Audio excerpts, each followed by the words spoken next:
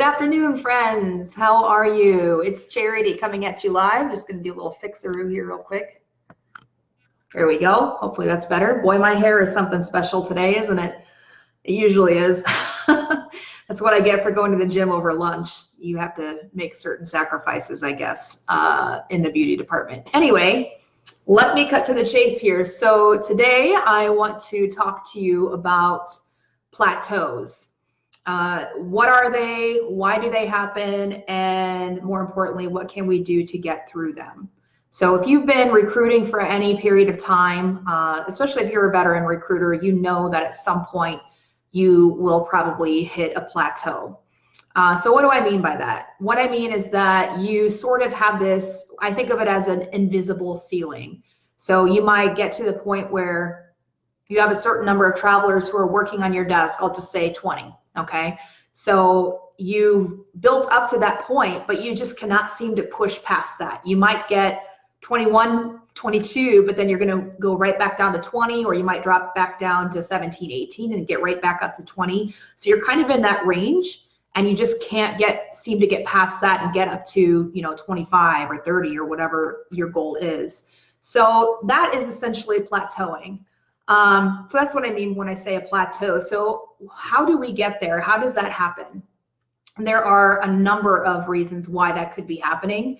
So I'm only going to delve into a few of those today, but we're happy to talk with you about any personal experiences that you're having with plateaus if there's something that might be more relevant for you. But a lot of times plateaus will happen because we become content.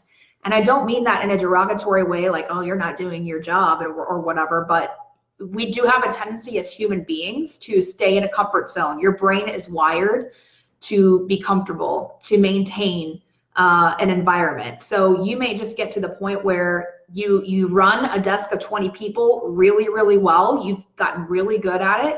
You're very comfortable with it. So it's really hard to push past that and get your brain to think, okay, let's get comfortable with 25. Let's get comfortable with 30. So that might be part of the reason why. There could be some limiting beliefs coming into play there.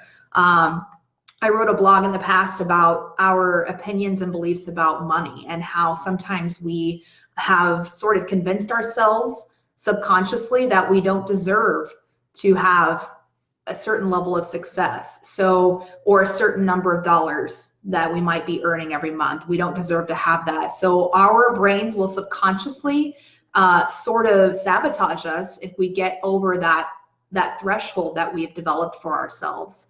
There also could be some really small, simple things that are holding us back, such as time management, our organizational methods, little things like that. They could be getting in the way of us achieving the bigger goals that we have for ourselves. So how can you get over or through a plateau? How can you get to that next level? Again, there could be a variety of reasons why you are there. So the one thing I want to say is that a lot of times it's small changes that you can make with your jobs that will help net you big results. So take a look at what you're doing every day and take a look at the ones around you who are achieving those higher numbers. What are they doing differently than you?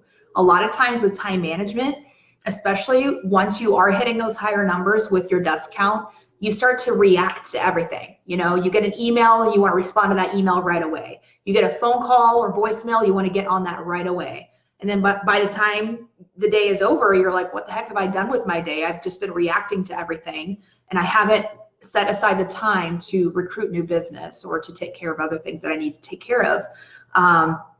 So taking a look at how you're organizing your day and setting up your day. Am I blocking out my schedule? Am I making sure that I'm devoting that uninterrupted time to recruiting new business, etc.? Also, don't forget what made you successful in the first place. I think a lot of times, and this kind of goes into the contentment thing, we start to become successful and we sort of let our foot off of the gas a little bit, right? So we might say, well, I'm running 20 people or 25 people, and you might be making decent money and you might be very comfortable with that. So you have to be very careful not to forget what got you there to begin with. For a lot of us, it was grinding it out. You know, I became successful because I spent so much time on the phones. I was making, you know, 350 calls a week. I had X number of touches on text messages, X number on emails and things like that. But as soon as you start letting your foot off the gas with that stuff, that's when you're going to start to see that roller coaster effect. And again, making sure that you're allotting that time on a daily basis to get that new prospecting time in will be very helpful for you. And then limiting beliefs. I think this is a huge thing that we just don't talk enough about in our business. And it's not just about recruiting. There's a lot that goes on in our brains that prevents us from doing things that we need to do. And I think it's really imperative that we all take a look at what our beliefs are in terms of success, what our beliefs are in terms of money. I attended this seminar a few years ago called the Millionaire Mind Intensive, and we really dug into that, those subconscious beliefs that we have about money and success. For example, I grew up in a family that, you know, my parents would always say, we can't afford that. Money doesn't grow on trees. We'll save that for a rainy day. And there was a lot of uncertainty when it came to money in my household. And I know that impacted me as an adult. And those things still come up to this day whenever I'm making financial decisions or whenever I'm, you know, trying to make more money or be more successful. I have those subconscious beliefs about what I feel that I'm worth and what my work is worth. And I think a lot of us struggle with that. So maybe take a look at what beliefs you might be having about yourself that are sabotaging your success. A lot of times our plateaus are really about that, especially again, if you notice that you kind of go up a little bit, but then you drop right back down to that comfort, or if you go down below that, you get right back up to it. You just have that invisible ceiling. So be very conscious of that. So I would like to hear from you. Those of you who have had plateaus or experienced plateaus in the past with your recruiting, what are some things that you're doing to push past that, or what are some things that you did to help overcome those plateaus? Or if you are currently struggling with that, if you're plateauing right now and you find that this has been really relevant to what you're experiencing, please leave a comment, or again, send us a message. We'll be happy to walk you through it and maybe ask you a few questions to determine what might be holding you back.